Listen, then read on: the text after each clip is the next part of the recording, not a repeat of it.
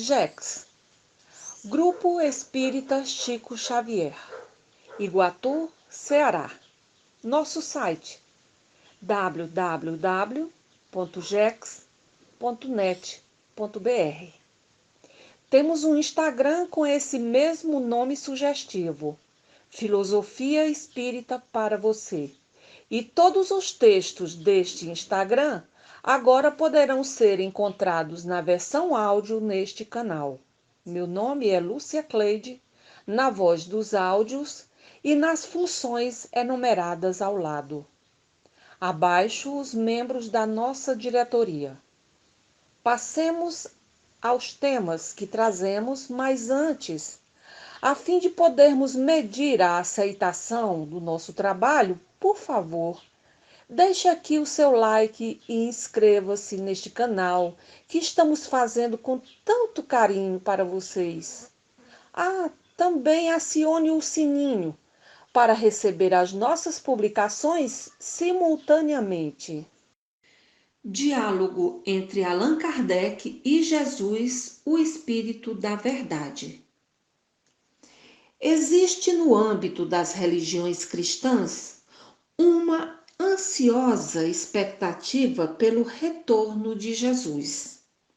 Ocorre que Jesus já voltou, não em presença física, mas em presença espiritual, por canais mediúnicos e liderando o grupo de seus colaboradores de altíssima sabedoria e abrangência sobre todos os ramos de conhecimentos intelectuais. Esqueçam a imagem do Jesus religioso, porque isso é ingênuo nesse milênio. Jesus é uma liderança cósmica. Jesus é o diretor da evolução da vida no planeta Terra. Em linguagem enigmática, porque não poderia ser de outra forma, isso está referenciado no Evangelho de João, capítulo 17, versículo 24. Aspas. Pai, eu quero que lá onde eu estiver, estejam também comigo aqueles que me entregastes, porque me amastes antes da criação do mundo. Fecha aspas. Sobre a ação de Jesus e seus colaboradores na formação e desenvolvimento de todas as fases geológicas da Terra em 4,6 bilhões de anos e o surgimento da vida para a evolução em nosso orbe, recomendamos a leitura do livro do Espírito André Luiz, Evolução em Dois Mundos. O Espiritismo codificado por Allan Kardec no século XIX em Paris é o retorno de Jesus, comunicando-nos em espírito os ensinos que, ao tempo de sua presença física na Terra, não foi possível detalhar, porque a humanidade ainda não tinha a necessária maturidade espiritual e desenvolvimento do pensamento filosófico para compreender informações acerca da origem da matéria, do espírito e da vida nos planos de existência material e existência espiritual. João, capítulo 16, versículo 12. Ainda tenho muito para vos dizer, mas não o podeis compreender agora. Quando vier aquele Espírito da verdade, ele vos guiará em toda a verdade. Pergunta-se então, se for verdade que o Espiritismo é o Consolador prometido por Jesus, por que não foi comunicado ao Papa no Vaticano? Por precaução da inteligência de Jesus. Espíritos da elevação de Jesus são puros, mas não são ingênuos. Seus mais caros ensinamentos foram utilizados e mantidos há muitos séculos, segundo as conveniências de uma instituição que se fez forte, apoiada em pilares dogmáticos que precisariam ser removidos. Jesus sabe que a primazia dada aos dogmas se sobreporiam até a ele mesmo. No Evangelho, Jesus fez poucas, mas definitivas referências à reencarnação e essas referências foram desprezadas. Na terceira revelação, Jesus e seus colaboradores detalharam esta questão em todos os aspectos. Nenhum dos dogmas do cristianismo católico, do cristianismo ortodoxo ou do cristianismo de qualquer ramo evangélico se acomodariam adequadamente a tudo o que nos ensinam as 1019 perguntas e respostas de O Livro dos Espíritos. Eis porque Jesus foi para longe do Vaticano quando veio em espírito cumprir a sua promessa quanto ao advento do Consolador no mundo, o Espiritismo revelado. Allan Kardec, missionário-chefe da Nova Doutrina. Transcrição do tomo 1 do ESD da FEB, Federação Espírita Brasileira.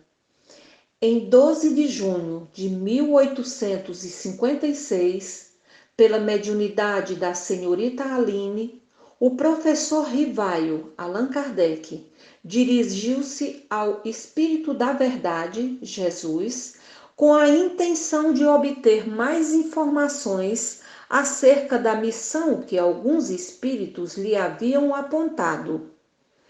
Missionário-chefe da Nova Doutrina. Estabeleceu-se então o seguinte diálogo entre Allan Kardec e Jesus, o Espírito da Verdade. Pergunta de Allan Kardec.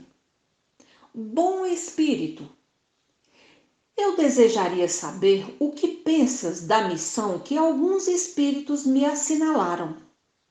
Dize-me, peço-te, se é uma prova para o meu amor próprio.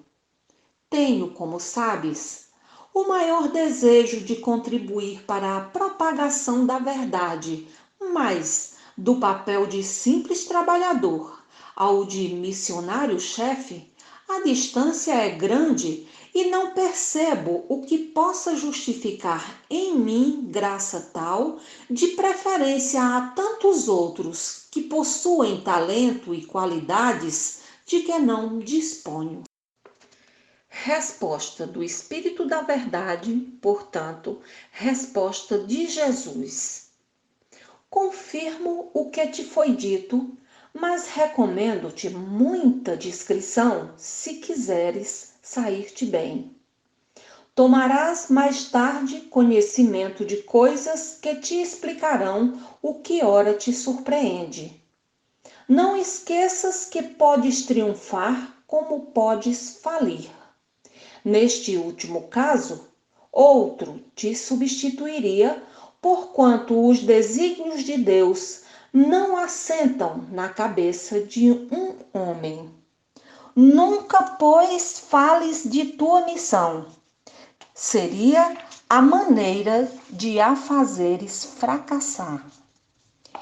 Ela somente pode justificar-se pela obra realizada e tu ainda nada fizeste. Se a cumprires, os homens saberão reconhecê-lo cedo ou tarde, visto que pelos frutos é que se verifica a qualidade da árvore. Pergunta de Kardec. Nenhum desejo tenho, certamente, de me vangloriar de uma missão na qual dificilmente creio. Se estou destinado a servir de instrumento aos desígnios da providência, que ela disponha de mim. Nesse caso, reclamo a tua assistência e a dos bons espíritos no sentido de me ajudarem e ampararem na minha tarefa. Resposta do Espírito da Verdade. A nossa assistência não te faltará, mas será inútil se de teu lado não fizeres o que for necessário. Tens o teu livre-arbítrio, do qual podes usar como o entenderes. Nenhum homem é constrangido a fazer coisa alguma. Pergunta de Allan Kardec: que causas poderiam determinar o meu fracasso? Seria a insuficiência das minhas capacidades? Resposta do Espírito da Verdade: não, mas a missão dos reformadores é cheia de obstáculos e perigos. Previno-te de que é rude a tua, porquanto se trata de abalar e transformar o mundo inteiro. Não suponhas que te baste publicar um livro, 2 livros, 10 livros, para em seguida ficares tranquilamente em casa. Tens que expor a tua pessoa. Suscitarás contra ti ódios terríveis. Inimigos encarniçados se conjugarão para a tua perda. Ver-te-ás a braços com a malevolência, com a calúnia, com a traição mesma dos que te parecerão os mais dedicados. As tuas melhores instruções serão desprezadas e falseadas. Por mais de uma vez sucumbirás sob o peso da fadiga, numa palavra. Terás de sustentar uma luta quase contínua, com sacrifício do teu repouso, da tua tranquilidade, da tua saúde e até da tua vida, pois sem isso viverias muito mais tempo. Ora bem, não poucos recuam quando, em vez de uma estrada florida, só veem sob os passos urzes, pedras agudas e serpentes. Para tais missões, não basta a inteligência.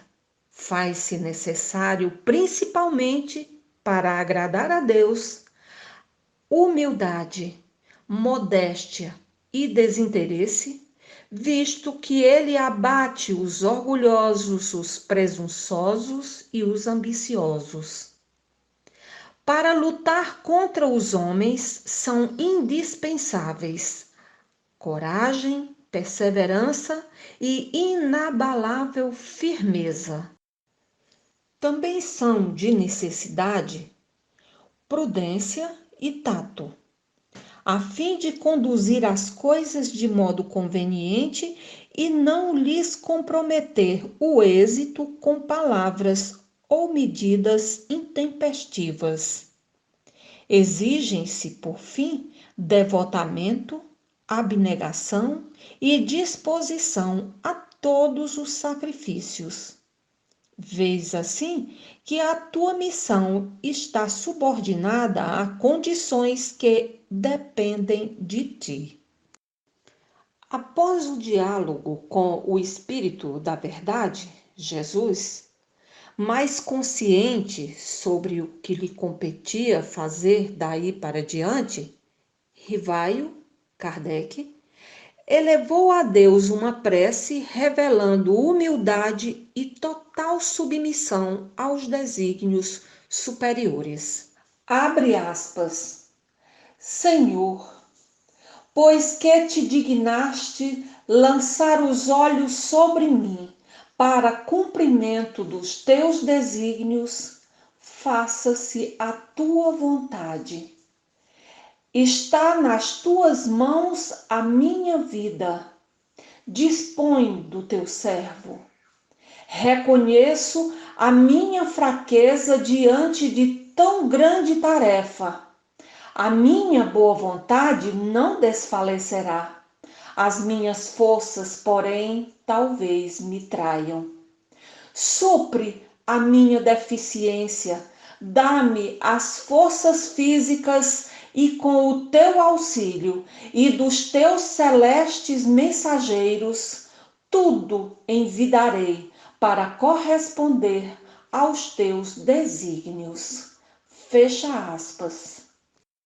No que diz respeito ao teor do diálogo de 12 de junho de 1856, com o Espírito da Verdade, Jesus.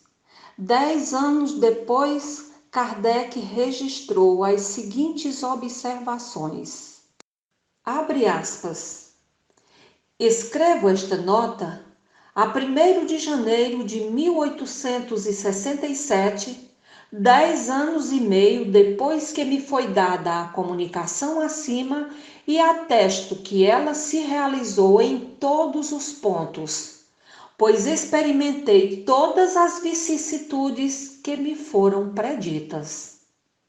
Andei em luta com o ódio de inimigos encarniçados, com a injúria, a calúnia, a inveja e o ciúme. Libelos infames se publicaram contra mim.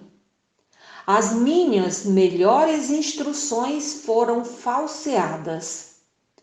Traíram-me aqueles em quem eu mais confiança depositava. Pagaram-me com a ingratidão aqueles a quem prestei serviço.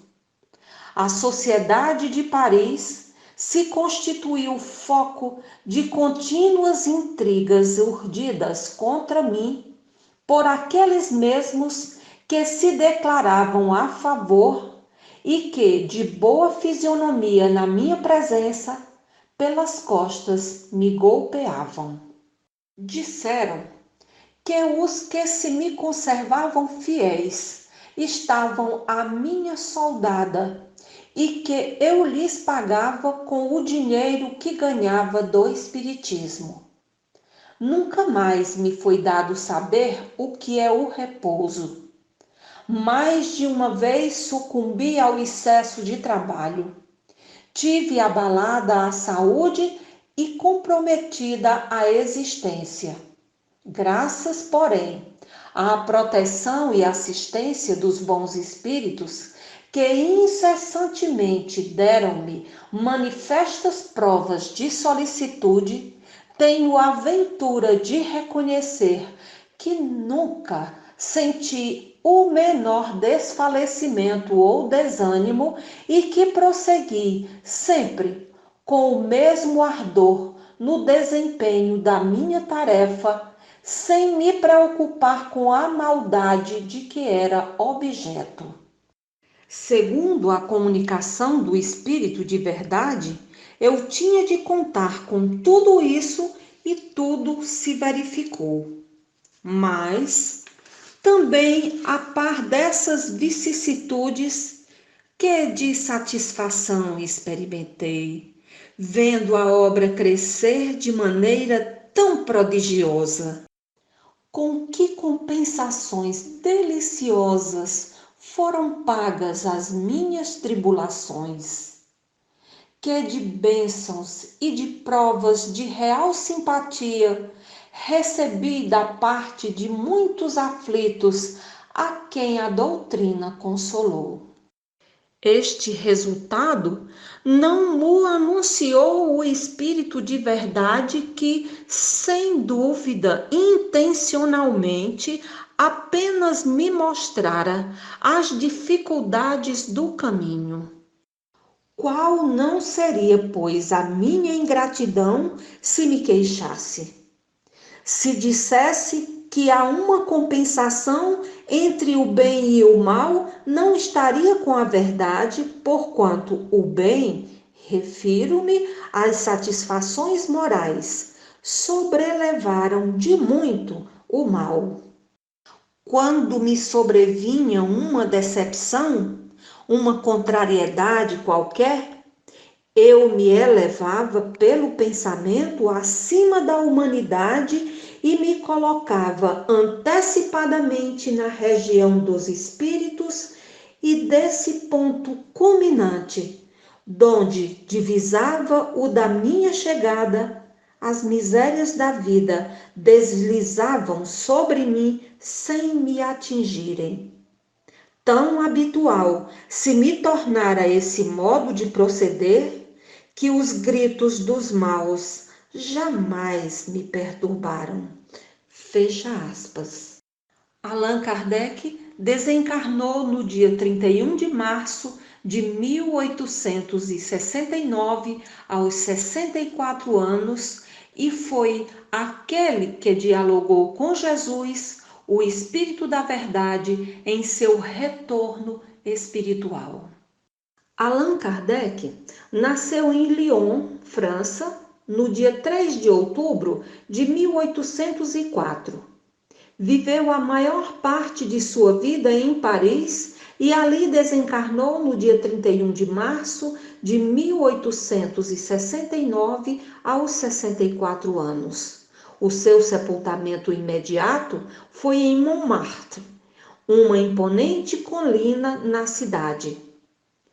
Posteriormente, os restos de seu corpo foram trasladados para o cemitério Père-Lachaise, sob um dossel de pedra em estilo celta, onde se lê esta frase de Allan Kardec: nascer, morrer, renascer e progredir sempre. Tal é a lei. Anna Blackwell, autora da primeira tradução de O Livro dos Espíritos para o inglês. Foi amiga pessoal do casal Allan Kardec e Amélie Baudet e participou de reuniões na Sociedade Parisiense de Estudos Espíritas. Anna Blackwell registrou muitas informações históricas valiosas sobre Allan Kardec desde a sua infância, com notas biográficas e familiares, também de Amélie Gabrielle Baudet, esposa de Allan Kardec, além de uma descrição física e psicológica do codificador e sobre o desenvolvimento do espiritismo na primeira hora. Ela foi correspondente espírita de Allan Kardec em Londres, Inglaterra, conforme constatamos na Revista Espírita de março de 1869, aspas, o Espiritismo por toda parte, fecha aspas. Ela foi jornalista, professora, escritora, poetisa e uma tradutora profissional. A História do Espiritismo, de Arthur Conan Doyle. Miss Anna Blackwell, que traduziu as obras da codificação de Allan Kardec para o inglês, descreve nessa obra a personalidade e a aparência de Allan Kardec assim. Abre aspas. Pessoalmente, Allan Kardec era de estatura média, compleição forte, com uma cabeça grande, redonda, maciça, feições bem marcadas, olhos pardos, claros, mais se assemelhando a um alemão do que a um francês. Enérgico e perseverante, mas de temperamento calmo, cauteloso e não imaginoso até a frieza, incrédulo por natureza e por educação, pensador seguro e lógico e eminentemente prático no pensamento e na ação. Era igualmente emancipado do misticismo e do entusiasmo. Grave, lento no falar, modesto nas maneiras, embora não lhe faltasse uma certa calma dignidade, resultante da seriedade e da segurança mental que eram traços distintos de seu caráter. Nem provocava, nem evitava a discussão, mas nunca fazia voluntariamente observações sobre o assunto a que havia devotado toda a sua vida. Recebia com afabilidade os inúmeros visitantes de toda a parte do mundo que vinham conversar com ele a respeito dos pontos de vista nos quais o reconheciam um expoente, respondendo às perguntas e objeções, explanando as dificuldades e dando informações a todos os investigadores sérios, com os quais falava com liberdade e animação de rosto, ocasionalmente iluminado por um sorriso genial e agradável, conquanto tal fosse a sua habitual seriedade de conduta, que nunca se lhe ouvia uma gargalhada. Entre as milhares de pessoas por quem era visitado, estavam inúmeras pessoas de alta posição social, literária, artística e científica. O imperador Napoleão III, cujo interesse pelos fenômenos espíritas não era mistério para ninguém, procurou-o várias vezes e teve longas palestras com ele nas Tuileries sobre a doutrina de O Livro dos Espíritos. Fecha aspas.